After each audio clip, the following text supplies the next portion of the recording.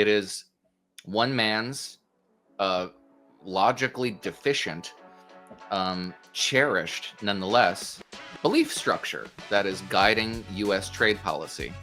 And U.S. trade policy now is so mercurial and changes from minute to minute that you would be foolish to make, if you're a business owner, to make any long-term decisions about how you're going to invest capital or how you're going to employ or what purchases you're going to make next year.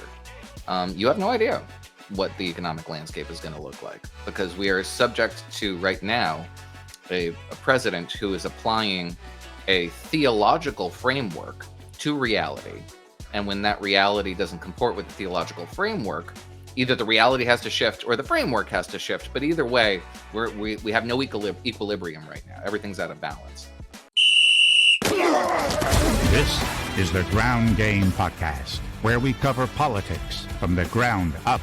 Here are your hosts, Tom Lobianco and Patrick Pfingsten. Well, hey there, from sea to shining sea above the fruited plain, this is the Ground Game Podcast. I'm Patrick Pfingsten. Pleasure to have you with us. Coming up on our show today, Noah Rothman, a writer for the National Review. Lots of thoughts from him on Donald Trump's first 100 days in office and the future of the Republican Party, which is, needless to say, in peril, at least a little bit. I don't know. For those of us that have been conservatives all along and have watched the degradation of what used to be my party, we don't even know what to expect at this point. But alas, a lot to break down with Noah coming up. First, though, it's been 100 days, 101 technically as we record this, since Donald Trump reassumed his position in the Oval Office, and there's a notable difference this time around. He claimed to have a sweeping mandate that he didn't have the first time around.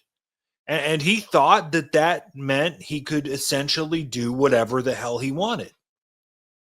Remember all the talk about the new golden age of America? As gilded and ugly as they're making the Oval Office look these days, a sweeping mandate may be a stretch, but certainly it was his best showing in 3 attempts on the national ballot.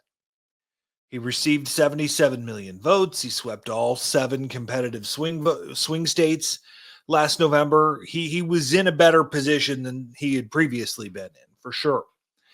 It almost felt like the public was ready to look past his worst traits, the criminal convictions, the attempt to overthrow the government in 2021, continued refusal to accept that he lost the election in 2020.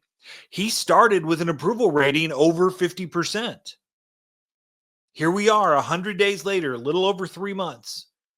And it is obvious that Trump and his team totally overplayed their hand. They overplayed the mandate they thought they had. On issue after issue after issue, they have been so ham-handed, so arrogant, so weird at times that millions of voters have already been brought back to earth with a thud. Boom. Take immigration.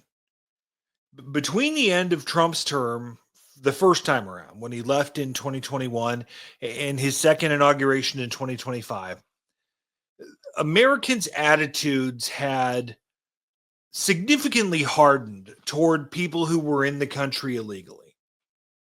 Polls were regularly finding that majorities of Americans supported at least the idea of deporting people here illegally, or people that are coming to the country illegally, pardon me.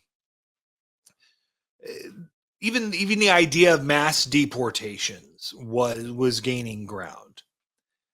But Trump didn't just aggressively ramp up deportations. He attempted to establish this whole new system outside of the judiciary, skipping due process, shipping immigrants, some here legally, some here illegally, to this El Salvadorian gulag prison camp and just shrugged when the courts ordered that he bring them back.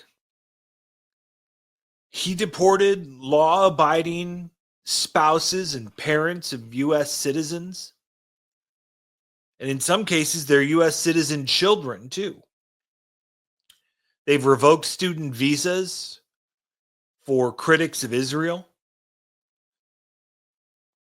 snatching them off the street, throwing them into unmarked vans.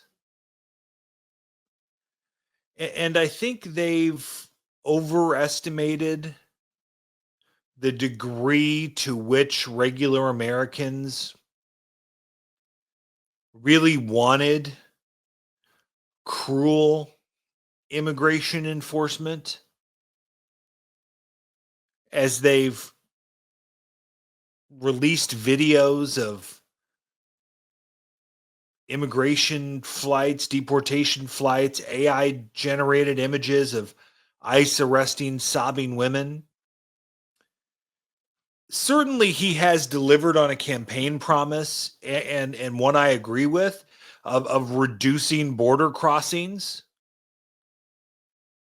I think that's a pretty bipartisan position. Even Joe Biden finally got on board, trimming down entrance at the border. But Trump's approval rating on immigration is now below 50% and sinking. Then there's tariffs. He talked about the issue constantly on the campaign trail, all the damn time. And his election felt like this major endorsement from voters of our worst protectionist, isolationist instincts. But he didn't just implement tariffs. He went all in on tariffs, slapping supremely punitive, painful tariffs on Canada and Mexico, our best friends, our trading partners, the ones we had just updated our trade agreement with during his first term. China was also a part of that. It led to a wild market cratering week, not just in the US, but pretty much all over the world. And he seemed to just be making it up as he went along. Tariffs would go up, tariffs would go down, then up, then down again. Then they'd be on, then they'd be paused. Now they're on, now they're off again. It was cartoonish in its stupidity. Determining tariff rates with math formulas made up by a kindergartner, seemingly. See, just to pick on world leaders who he dislikes the most. Picking a fight with Canada and Mexico over fentanyl smuggling enforcement. Are they bringing fentanyl in from Canada on mooseback from Minnesota into Minnesota?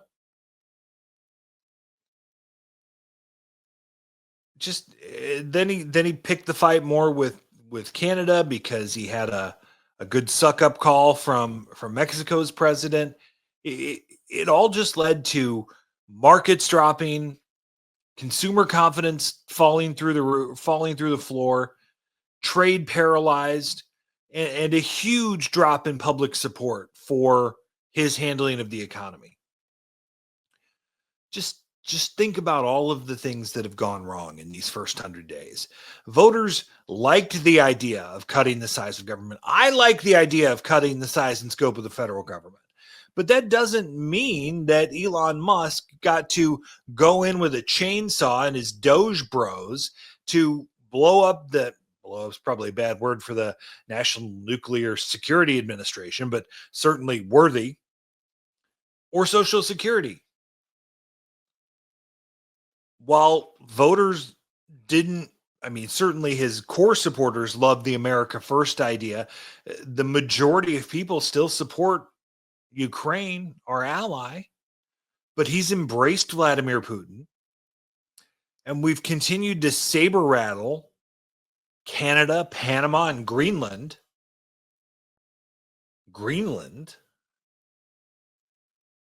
It just, in an alternate reality, in a land far, far away, Trump could have come in and made positive reforms to what he saw as a broken system. Aggressively deporting criminals, hiring more immigration judges to adjudicate cases rather than ignoring the law completely. Trade policy that relies on hard-nosed tariffs against China that narrowly protect some forms of American manufacturing. Doge bros that didn't allow 23-year-old computer programmers to shut down entire agencies and then say, oops, sorry, we didn't know they knew where the nuclear weapons were. In that reality, maybe he gets some things accomplished without tanking his political reputation and all of his goodwill and poll numbers. But that's not the world we live in today, 100 days in. He was completely incapable. He completely misjudged the idea of what his mandate looked like. So his honeymoon's over. His popularity is tanking. His foes, at least some of them, are starting to find their spines. Certainly not Republicans in Congress, but maybe. So for those of us that sit here and watch what happens on a daily basis and think, what on earth is happening? The first 100 days were the blitz, right? Now we need to get on the tanks and march through Europe. Let's get to Noah Rothman. It's time to go in the huddle. One of the smartest conservative voices out there in media is that of Noah Rothman from the National Review. He joins us now. He joins me on the radio a lot, so it's nice to do something on video at least. Noah, a pleasure to have you. Let's start with Trump's first 100 days. I'm clearly biased in the anti-Trump conservative ballpark, one of the few out there that's left, but how would you rate his first 100 days? Oh, I think on balance, they've been pretty bad. Even the president's success by himself and his movement. That's not to say that this presidency is so far not without its successes. There are plenty of things that I think get short shrift probably among people like you and me who are focused deservedly on a lot of the downsides.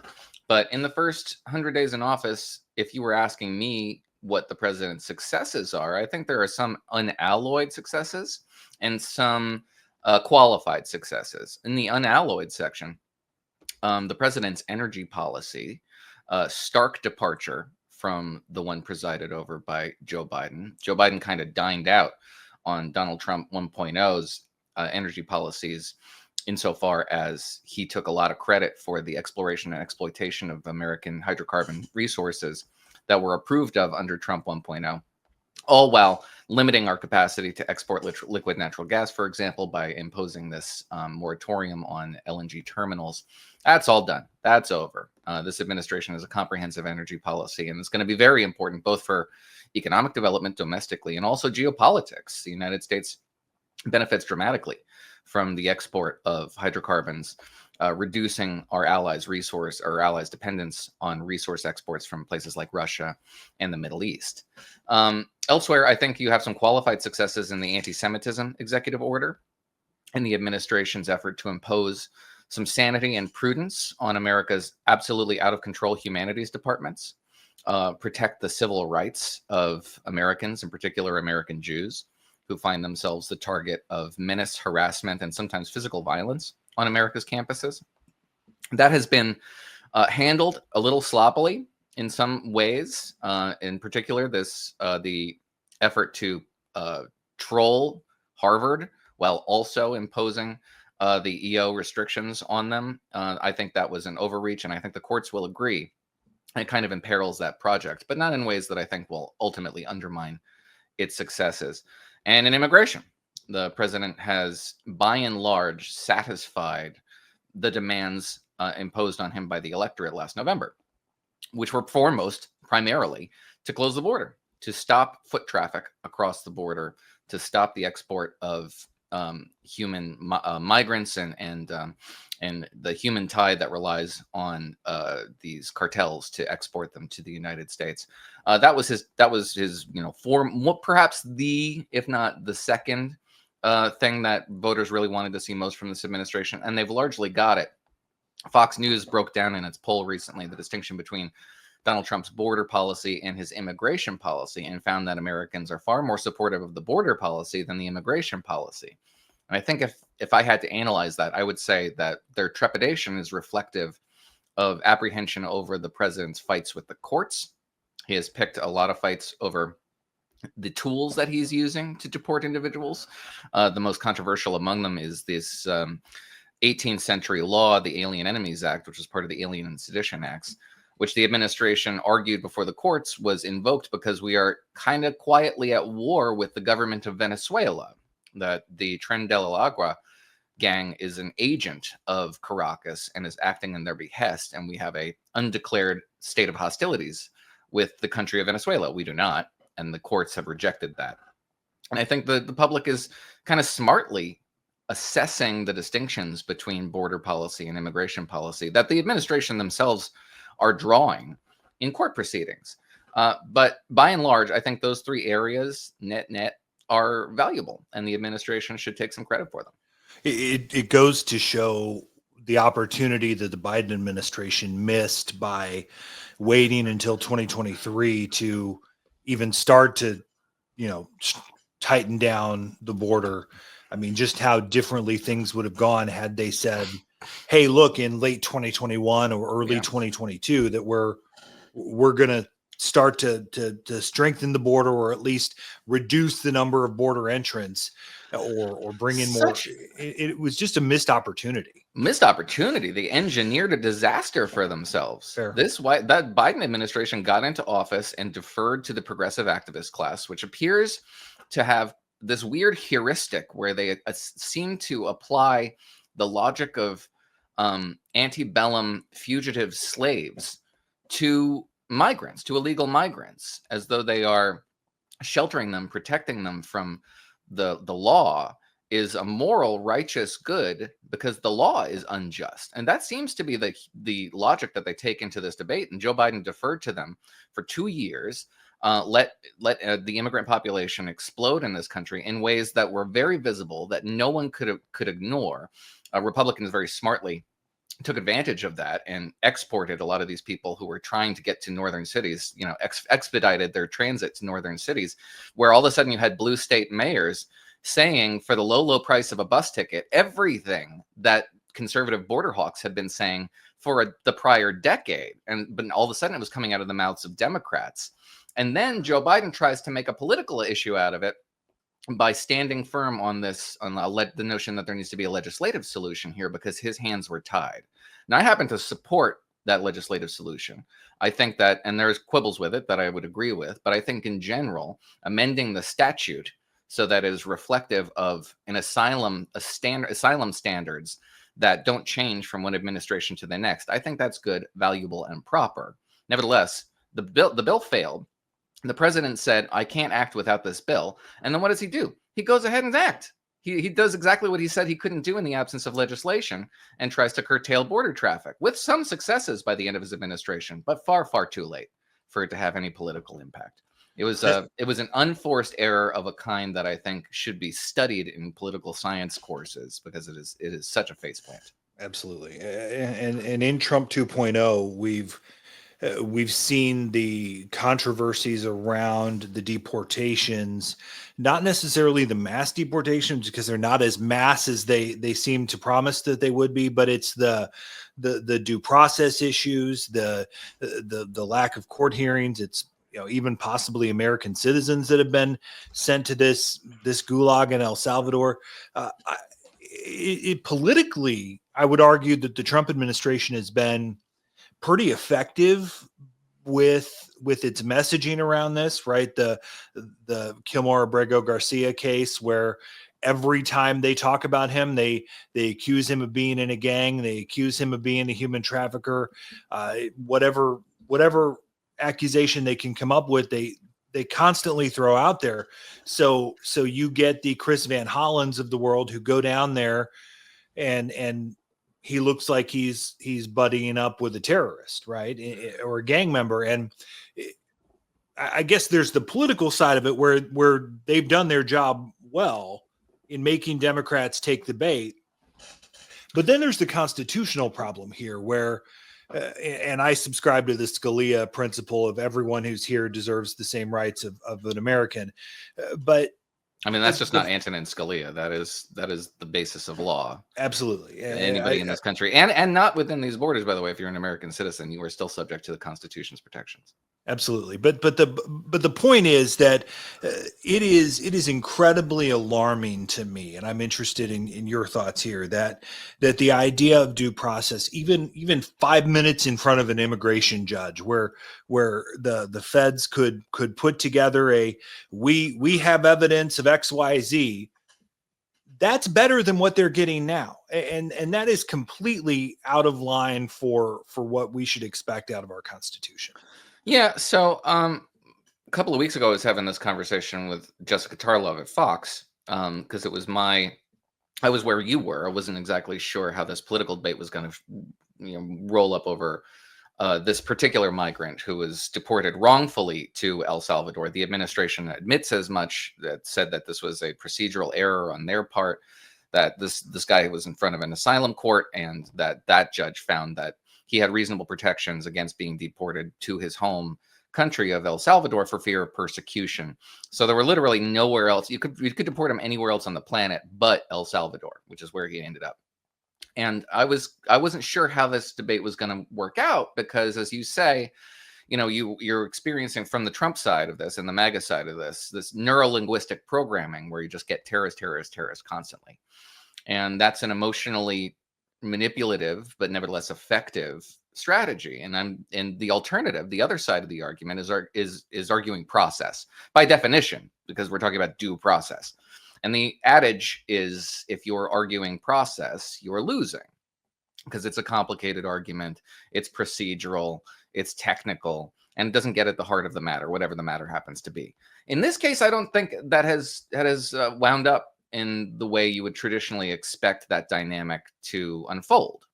We have not seen in the polling evidence that the public has turned sharply against Abrego Garcia's case and has, renewed sympathy for the Trump administration's predicament. It seems very much like the administration backed itself into a corner in ways that the American voting public, writ large, the majority, is very uncomfortable with, which is kind of heartening because due process is an abstraction, and it's one that cuts against elementary human nature.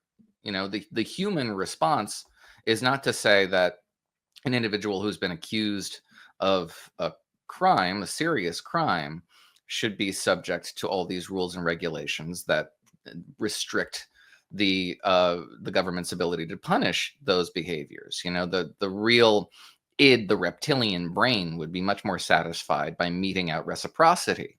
But in this case, it does seem that the American public is at least deferential to, if not entirely supportive of, the notion that illegal migrants should receive the same due process that anybody who's accused of a crime receives in this country. And that is heartening, if not, but it will frustrate the administration's efforts to conduct deportations. And the public does want to see deportations, but they do want to see the deportations done right.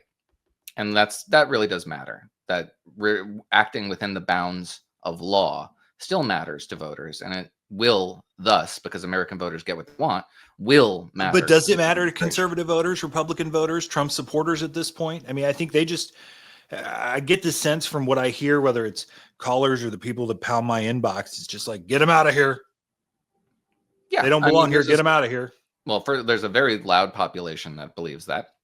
And it depends. If you're breaking down not just Republicans, not just Trump voters, but self-described MAGA voters, you're talking about an increasingly smaller population that is harder and harder to poll, because the smaller the population, the less reliable the poll of that population becomes. But also, if you're talking about callers to a radio show or Twitter users or commenters on blogs, you're talking about a self-selected population of people who are very engaged and active in politics, way, way, way, way more than most average Americans. So yeah, I would expect them to have A, more command of the issues, and B, more intensity around the issues, just because they're, by virtue of them being so plugged in. That is the dynamic of our primary process now. We're a very, very small, self-selected activist collection. You could have 11,000 voters in a district of 500,000 or more people who define who the candidates are in a particular race, and then the mass of voters are tasked with ratifying the decisions of that very small group of primary voters. But those are the people we're talking about, the really active, engaged people who for whom politics and political outcomes really, really matter. That is not descriptive of the vast majority of the American voting population. But yeah, I'm not surprised at all to see that kind of plugged in group be the most maximalist. That's pretty much currency in that particular group of people. And also there's a competition there, right? Because your level of influence in that community is defined by your displays of zeal and the degree to which you can engage in this game of one-upmanship with the next guy. So this guy, he's saying he's apocalyptic, right? But then you have to be really, really apocalyptic. Like, no, it's not just the end of the country. It's the end of civilization entirely. Mankind will be scrounging through the rubble for scraps only to survive. Like, that is the sort of thing that really gets the food pellet to drop down and gives you the reward system, because everybody reacts and responds to that. That's the kind of dynamic that is really clouding our politics and making it very difficult for lawmakers to behave like rational, functional people. It's all performance art. How has the clumsiness of the tariff rollout, on again, off again, on again, off again, now on and off again now, clearly the markets have tanked because of it. People's 401ks have, down and to the left, never good.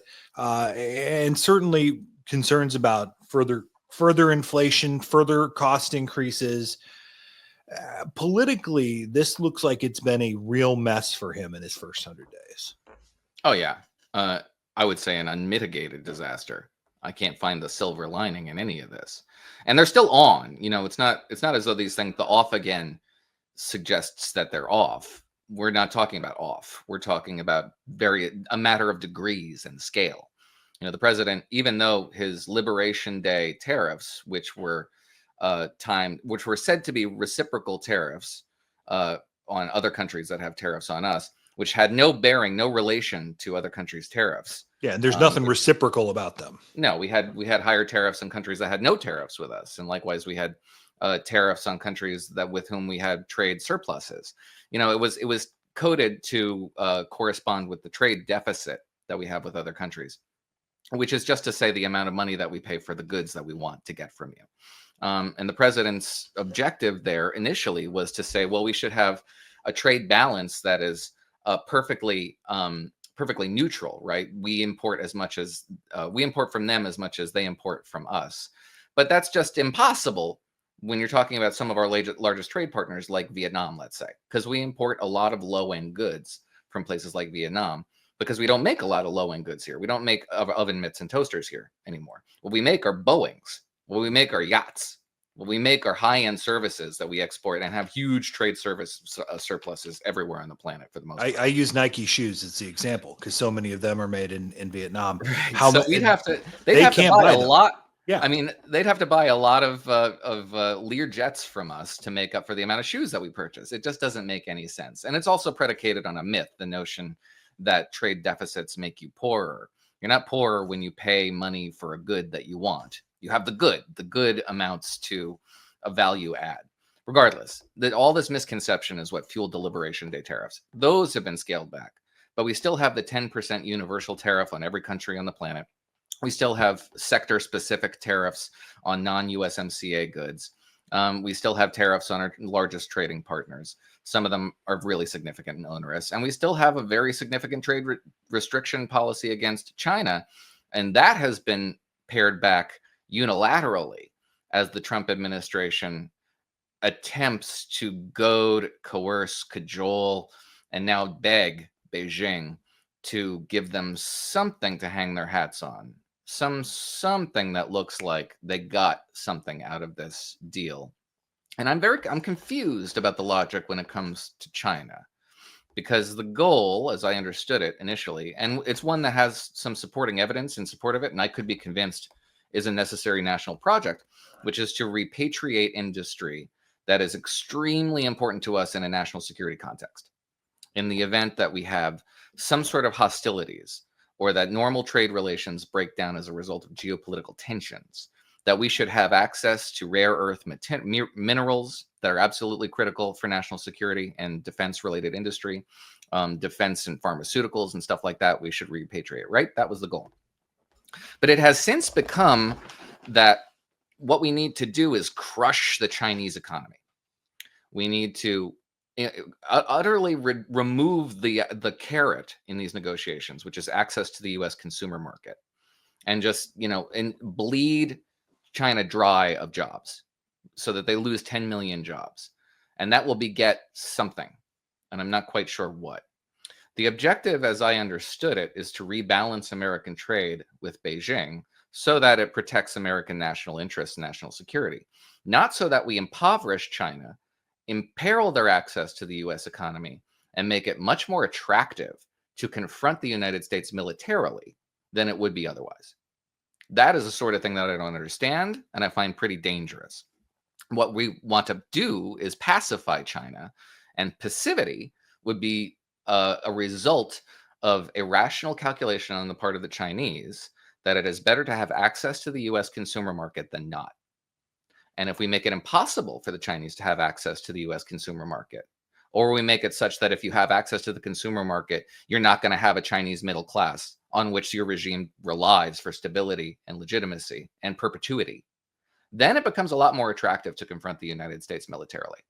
And that's a bad policy. But it's all a self-inflicted wound. I look at the ag exports, right? I'm a farm kid from downstate Illinois, right? Even though I live in the Chicago suburbs now, right? And I've worked in ag policy before. China had taken previously more soybeans than any of our other trading partners. They'd taken more of our pork than any of our other trading partners. They've already canceled huge shipments of U.S. pork. They're going to go find new sources for soybeans, probably Brazilian and Argentinian. We've done this before. We did this in 2018, and it resulted in a $30 billion bailout for farmers, which none of them really particularly wanted in the first place. They just want to sell their stuff. But Trump had to go and buy their support because he threw them overboard in his first trade war. He seems hell-bent on doing it again. And it is just bad. It's bad policy and it's bad politics. And I don't understand why they don't see this. Yeah, I mean, Trump himself admitted it. I forget whether it was the 100 Days interview with Time Magazine or The Atlantic, because he's done several 100 Days interviews. But in one of them, he was asked by his interlocutors, I think it was Time, what the circumstances would be that would convince you to pare back the most, onerous remainders of the Liberation Day tariffs. And the president said he couldn't really imagine doing that. And the logic that he said that justified it was the fact that he has believed, that he used the word believed, in tariffs as a critical tool of geopolitics and economic necessity going back 30, 40 years, as he said this. And because he believes in them, they will be policy. It's as simple as that. It's a tenet of a faith. And he will not forego the faith, lest he forego his whole raison d'etre, his very image of himself.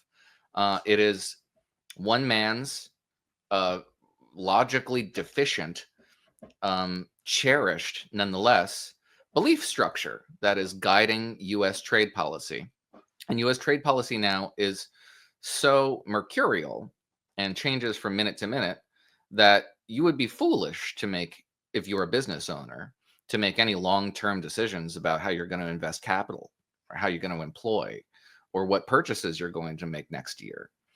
You have no idea what the economic landscape is going to look like, because we are subject to right now a president who is applying a theological framework to reality. And when that reality doesn't comport with the theological framework, either the reality has to shift or the framework has to shift. But either way, we have no equilibrium right now. Everything's out of balance.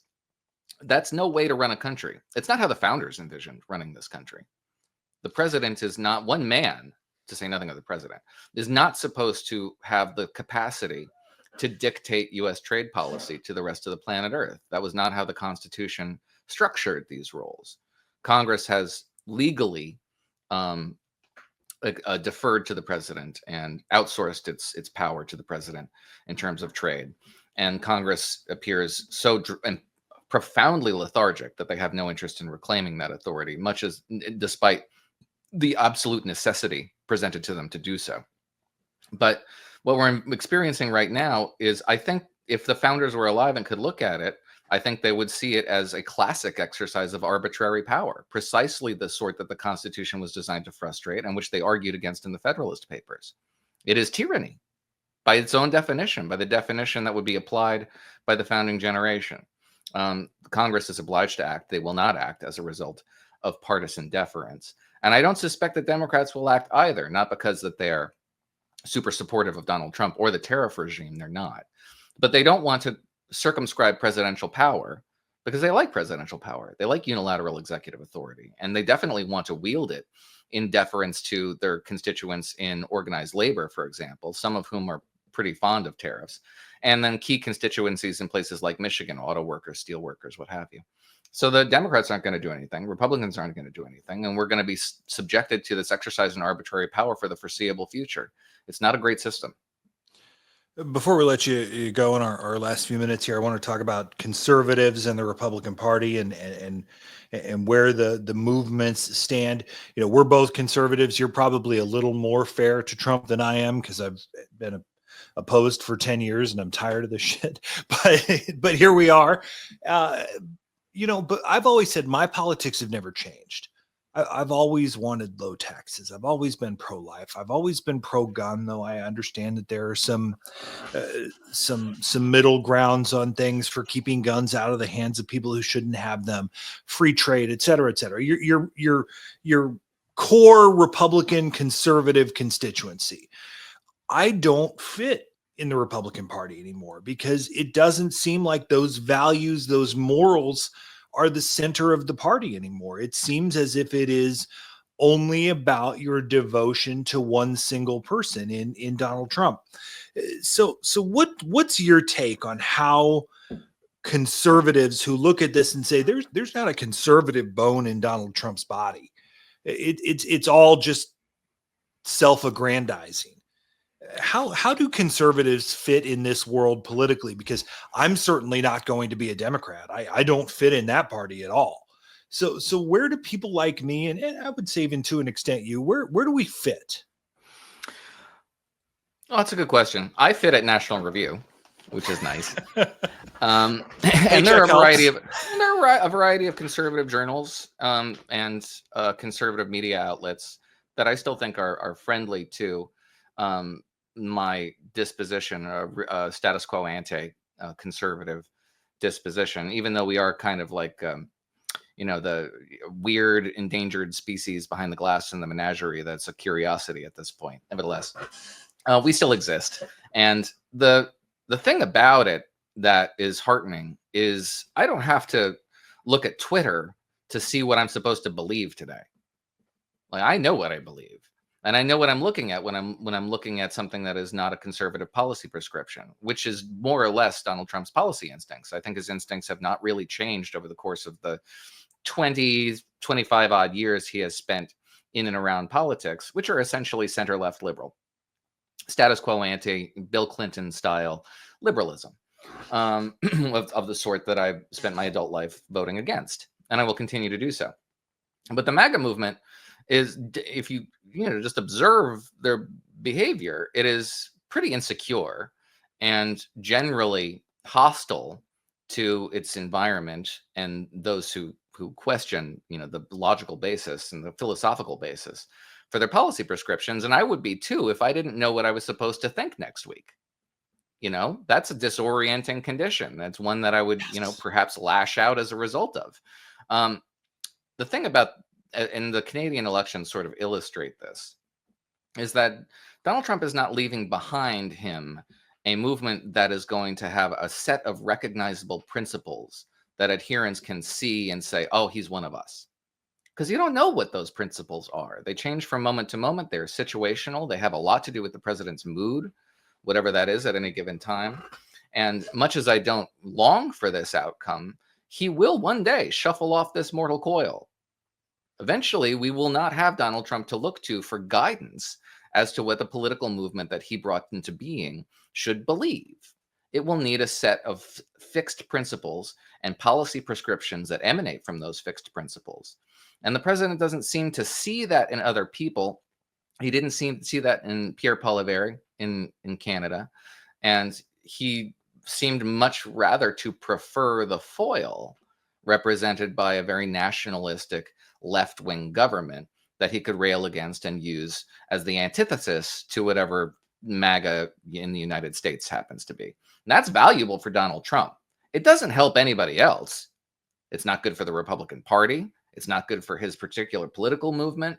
It doesn't help them navigate the world because he's not leaving behind a series of set ideas that other people can subscribe to, adhere to, and you will know them by their works. We must know them by their affect, their personality, just how willing they are to be an irascible jerk on social media. That's not something that you can look to and say, okay, here's a guiding lodestar that will help us, build a long movement that has, a real impact on a political landscape. It still seems to me rather ephemeral. Barack Obama is very similar in that sense. He was extremely talented at getting himself elected. He was awful at getting anybody else elected. Mm-hmm. Democrats lost 1,000 seats during his 8 years in office at the state, local, and federal levels because he was a movement politician, and the movement was a cult of personality. Donald Trump has a cult of personality around him, but he doesn't necessarily have a governing program. And I don't necessarily know that this is going to be true because there are emulators, and the Republican Party has changed so much over the course of Donald Trump's tenure that a snapback to conservative, limited government ideas and free market economics does seem rather fanciful from our vantage. But at least it's an ethos to which other people can adhere and believe, and it has nothing to do with your personal behavior and how you perform on the political stage. You don't have to see it. It's not a visual medium. It's not a hot medium. It's a cold medium. You can read it. You can comprehend by virtue of the logic of the principles as espoused on a piece of paper. Trumpism cannot be written down. It cannot be conveyed via tracts and treaties. It has to be performed, and that requires television cameras. And in the absence of those cameras, in the absence of that heat, I don't think the movement has nearly as much attractiveness. And Donald Trump brings the heat, but nobody else really. It's interesting because there's a section. Power. Yeah, there's a section of like the Republican Party here in Illinois where they say, well, we just need to get these voters who turned out for Donald Trump in 2024 to come out for the Republican candidate for governor in 2026. Well, one, it doesn't work that way between presidential and midterm elections anyway. But two, the majority of Republican voters are coming out now because of Trump.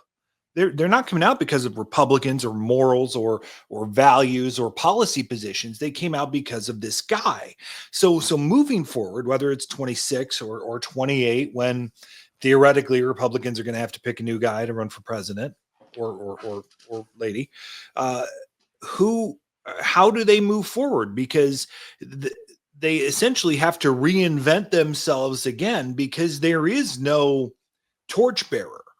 Right. Donald Trump Jr. isn't his dad. JD Vance isn't his dad, or well, isn't Donald Trump, even though Trump's his daddy anyway. But there is no person that can just take that mantle and move it forward. So how does the GOP move forward from here? I don't know. I don't know the answer to that. I don't think anybody does. And to even speculate about what the political landscape will look like in 2028, much less 2026 and the midterms and in the immediate aftermath of the midterms, is a fool's game. There will be a thousand events will intervene between now and then, and they will have a significant effect on domestic American politics. Just 3 months ago, you would say that this administration could probably ride this honeymoon that the president was experiencing back in January all the way into the summer, at which point it would erode, just by virtue of entropy thermostatically. The president engineered his own collapse in the polls, which I don't think anybody saw coming, because it was, even the markets, because it was just too impossibly stupid to imagine the president actually doing. And then he went ahead and did it. Now, that's not to say that a lot of people are capable of stupidity in our politics. I think Democrats are very much capable of stepping on a bunch of rakes and scuttling their chances. Nevertheless, you would expect them to perform reasonably well given this environment. And if that's the case, then you would have Democrats retake the chamber, the House at the very least, perhaps the Senate, but most likely the House. At which point, I think it's probably a 99.9% certainty that the president will be impeached again, and we'll have that fight again. And I don't know whether the public's appetite for that will be different than it was in the first term, because the bloom will be off Donald Trump's rose in ways that it hadn't previously been. He will be the lamest of lame ducks at that point. So there's a million things you could predict and attempt to say, well, how will this have an effect on our politics? I couldn't even begin to guess. We will definitely have MAGA candidates and successors to Donald Trump's movement. JD Vance is probably foremost among them. We will absolutely have populist flavored, principled conservatives, nevertheless. And we will have status quo anti-conservatives who are small government free marketeers. How that contest pans out is anybody's guess. There will be a lot of interested parties who will insist, with beating their chest and pounding the table, that they are ascendant, and those who deviate from their program are dinosaurs destined for the tar pits. That sort of bravado is currency on social media, but it does very little for me. It'll be a contest between visions, and it will be a retrospective on Donald Trump's term in office and how valuable that was. And you never know. I mean, there's a certain level right now at which Republican voters are loath to give pollsters or Democrats the satisfaction of saying that they are dissatisfied with their 2024 vote, or even that they disapprove of the president. People are pretty savvy now, and they understand that there are proxies for Donald Trump's approval. Like, do you approve of the tariffs sort of breaks through? But just about every other issue is viewed by voters as a proxy for Donald Trump's job approval rating. It's the thing about the tariffs that should really worry the administration, that it seems to have broken that dynamic, that the threat to individual pocketbooks and personal financial security is such that even negative partisanship has been overcome by that apprehension. And that's a real sign that, there are things that are bigger than politics in this country. And we may experience those pretty soon, and they'll have a profound impact on our politics. I can't tell you what happens in 2028, but I do know it'll be a fight, and that the Republican Party's political evolution is far from done. Noah Rothman from the National Review. Read his stuff, National Review online. I read it constantly. Have to Google every fifth word, which makes me feel really dumb. But it's good stuff nonetheless. Noah, appreciate your time as always. We'll talk to you again soon, my friend. Thank you, Patrick. Take care. It's time for the second half. All right, no Q&A today, but lots to get to from you soon. Drop us a note, drop us a comment, like and subscribe to this video here on YouTube or where you get your favorite podcast. We're there as well. Trying to build this little brand, so share it on your socials, share it with your friends. Help us build what we're trying to do here, which is talk honestly about the politics that are facing us, because right or left, it's a mess out there. And we're just trying to get government to do better. That's really all we're asking. Thanks so much for joining us. We'll talk to you next time on The Ground Game.